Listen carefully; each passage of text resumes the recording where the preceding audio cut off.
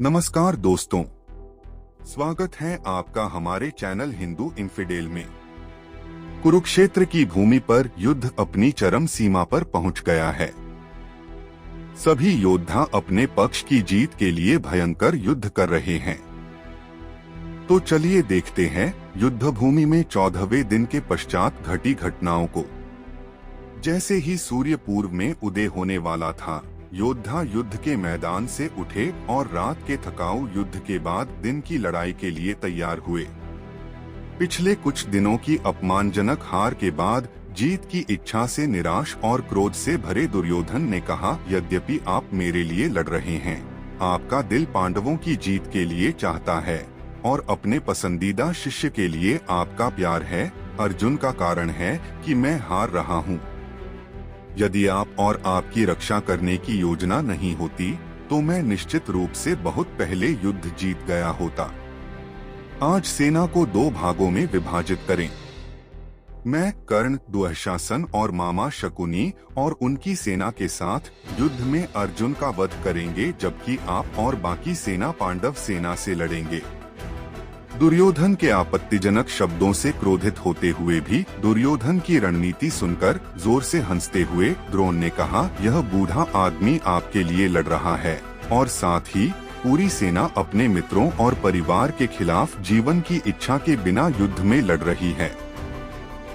यद्यपि मेरा दिल पांडवों के खिलाफ लड़ने के लिए पछताता है, मैं आपके लिए लड़ूंगा, भले ही आपको इसमें संदेह हो। मैं हस्तिनापुर का ऋणी हूँ और मैं अपनी आखिरी सांस तक अपना वचन निभाऊंगा। आपको लगता है कि मैं अर्जुन का पक्ष ले रहा हूँ? आपको लगता है कि आप अर्जुन को मार सकते हैं? जब वह अपना गांडीव धारण करता है तो वह देवताओं द्वारा भी अपराजेय होता है। अब उसके साथ सर्वशक्तिमान कृष्ण हैं, जो उसका नेतृत्व कर रहे हैं और उसकी रक्षा कर रहे हैं। क्या आपको लगता है कि आप और आपकी सेना उसे मार सकती है या हरा भी सकती है? अपनी सांस को संभालने के लिए एक पल रुककर द्रोण ने कहा, तुमने ही इस युद्ध की शुरुआत की। तुम योद्धाओं और देशों के बीच इस सारी दुश्मनी का असली कारण हो। तुमने कहा कि तुम एक क्षत्रिय हो जो युद्ध से नहीं डरता। तुम्हें मेरा आशीर्वाद प्राप्त है। जाओ और अजय अर्जुन से युद्ध करो और उसका वध करो। जब महाप्रतापी कृष्ण उसके साथ हैं, तो कौन सा क्षत्रिय अर्जुन को परास्त कर सकेगा? जैसे ही सूर्य ने अपनी किरणों से आकाश को लाल रंग में रंग दिया, युद्ध एक बार फिर शुरू हो गया। युद्ध का मैदान योद्धाओं के खून से लाल हो गया। कौरवों की टुकड़ी को 2 अलग अलग रूपों में खड़ा देखकर कृष्ण की सलाह पर अर्जुन ने द्रोणाचार्य के खिलाफ युद्ध के लिए कमर कस ली। अर्जुन के बाणों ने योद्धाओं को उनके घोड़ों और हाथियों से गिरा दिया। कृष्ण की रणनीति को समझते हुए द्रोण अपनी सेना को अर्जुन से दूर ले जाकर युद्ध भूमि के उत्तरी भाग में चले गए और चेदी, पांचाल, सृंजय, कैकेय और मत्स्य का विनाश करने लगे, जबकि दुर्योधन, शकुनी और दुःशासन अपनी सेना के साथ कर्ण की रक्षा में अर्जुन पर टूट पड़े। नकुल, सहदेव, सात्यकी और भीम अर्जुन की रक्षा के लिए दौड़े। नकुल का सामना दुर्योधन से हुआ। हालांकि नकुल ने अपनी पूरी ताकत और ऊर्जा के साथ युद्ध किया, लेकिन दुर्योधन ने अपने नुकीले बाणों से हर तरफ से उसका विरोध किया और नकुल को पीछे हटने पर मजबूर कर दिया।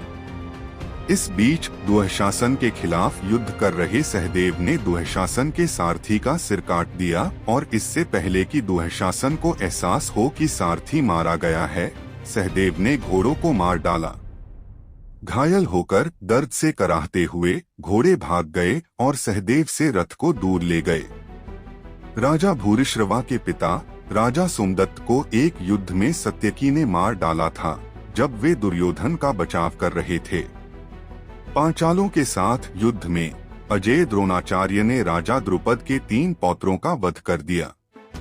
अपने पौत्रों को मरा हुआ देखकर राजा द्रुपद राजा विराट द्वारा बचाए गए द्रोण पर टूट पड़े।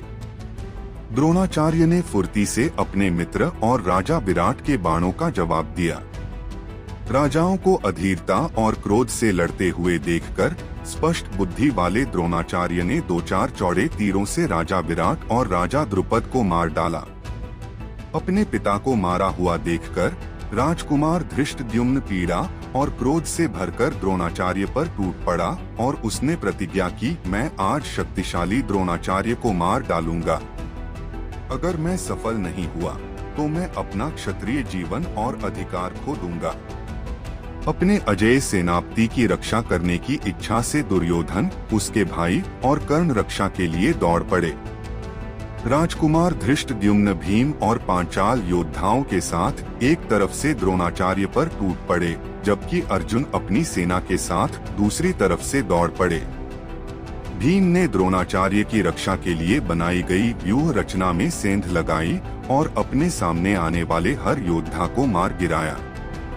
भीम द्वारा बनाए गए मार्ग पर चलते हुए राजकुमार धृष्टद्युम्न ने द्रोण के खिलाफ भयंकर युद्ध किया। कर्ण के बाणों ने भीम को आगे बढ़ने से रोक दिया। कर्ण के बाणों से घायल होकर भीम ने अपना रथ खो दिया और उसका सारथी बेहोश हो गया। कर्ण को घोड़ों को मारते हुए देखकर भीम ने तेजी से अपने रथ से छलांग लगाई और नकुल के रथ पर चढ़ गए और नकुल ने उसे कर्ण की नजरों से दूर कर दिया। इस बीच बिना सुरक्षा के धृष्टद्युम्न का दुःशासन ने प्रतिरोध किया। क्रोधित पांचाल राजकुमार ने अपने नुकीले बाणों से दुःशासन को घेर लिया और यह देखकर कि दुःशासन धृष्टद्युम्न के पराक्रम का सामना करने में असमर्थ है, कृतवर्मन बचाव में आया। नकुल और सहदेव ने कृतवर्मन से मुकाबला किया और बिना किसी बाधा के धृष्टद्युम्न द्रोणाचार्य की ओर बढ़ा।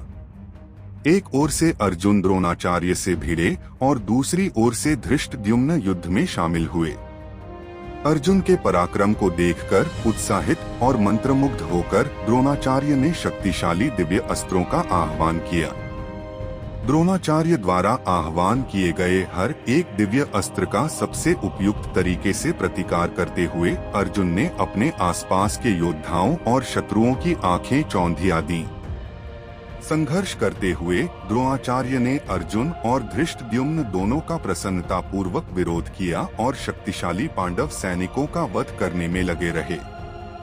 जब धृष्टद्युम्न और पांचाल योद्धा द्रोणाचार्य से भीषण युद्ध कर रहे थे, तब अर्जुन ने कौरवों को पांचाल योद्धाओं और द्रोणाचार्य तक पहुंचने से रोक दिया।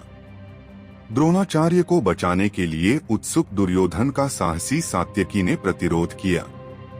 दोनों ने एक दूसरे पर अपने बाणों से वार किया। दुर्योधन के धनुष को तोड़ते देख सात्यकी क्रोधित हो गए और उन्होंने एक नुकीले बाण से दुर्योधन के धनुष को टुकड़े टुकड़े कर दिया और लगातार बाणों की वर्षा की। सात्यकी के बाणों का जवाब न दे पाने के कारण बुरी तरह घायल दुर्योधन अपने रथ पर बैठ गया और अपने मित्र को संकट में देखकर कर्ण ने बचाव के लिए दौड़ लगाई। पांचाल योद्धाओं की रक्षा में लगे भीम ने राजा सोमदत्त के पिता पराक्रमी राजा बहलिका का वध कर दिया। द्रोणाचार्य द्वारा पांचाल योद्धाओं को परास्त होते देख पांडव अपनी जीत के प्रति निराश हो गए। यह निष्कर्ष निकालते हुए कि कोई भी भयानक द्रोणाचार्य को नहीं मार सकता, पांडु के पुत्र बेखबर खड़े रहे।